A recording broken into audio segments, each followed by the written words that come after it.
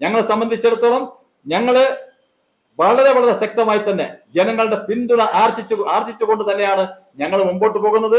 കഴിഞ്ഞ നിയമസഭാ തെരഞ്ഞെടുപ്പില് കേരളത്തിലെ 3 MLA-മാരില് 2 MLA-മാര് നേടിയത് തിരുവനന്തപുരം സിറ്റി ജില്ലയിലാണ്, ഞങ്ങളുടെ ഈ ജില്ലയിലാണ്.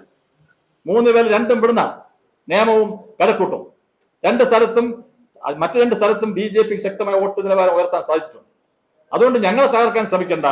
ഞങ്ങളെ ശ്രമിക്കാൻ കോൺഗ്രസും CPM-ഉം തമ്മിൽ ഡീല് നടത്തി ഞങ്ങളെ ഏത് ഭരണം വന്നാലും ഞങ്ങൾക്ക് പ്രശ്നമൊന്നുമില്ല. ഞങ്ങൾ അനുഭവിച്ചിട്ടുള്ളതെല്ലാം ഞാനൊക്കെ ഒരു കാലഘട്ടം 80-കളിൽ അനുഭവിച്ചതെല്ലാം UDF ഭരണകാലത്തും അനുഭവിച്ചിട്ടുണ്ട്, LDF-ന്റെ ഭരണകാലത്തും ഞങ്ങൾ അനുഭവിച്ചിട്ടുണ്ട്. ഞങ്ങളെല്ലാം കഷ്ടപ്പെട്ട് തന്നെയാണ് വന്നിട്ടുള്ളത്. ഞങ്ങൾ ഒരു രീതിയിലും ഞങ്ങളൊക്കെ ഷർട്ട് ഉടയാതൊന്നും നേതാക്കന്മാരോ MLA-മാരായതോ കൗൺസിലർമാരായതോ ഒന്നുമല്ല.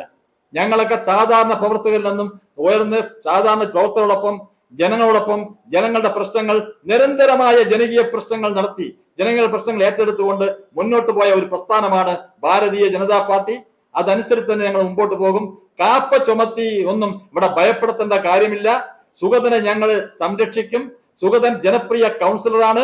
ഇപ്പോഴൊരു തെരഞ്ഞെടുപ്പ് നടന്നാലും സുഗതൻ 1000-ൽ പരം വോട്ടിന് ജയിക്കുമെന്ന് ഞങ്ങൾക്ക് നല്ല ഉറപ്പുണ്ട്. സുഗതനെ ഞങ്ങൾ ഏതറ്റം നിയമപരമായിട്ടും ജനാധിപത്യപരമായിട്ടും സുഗതനെ സംരക്ഷിക്കാൻ ഞങ്ങൾ ഏതറ്റം വരെ പോകും. അതിന് യാതൊരു സംശയവും വേണം.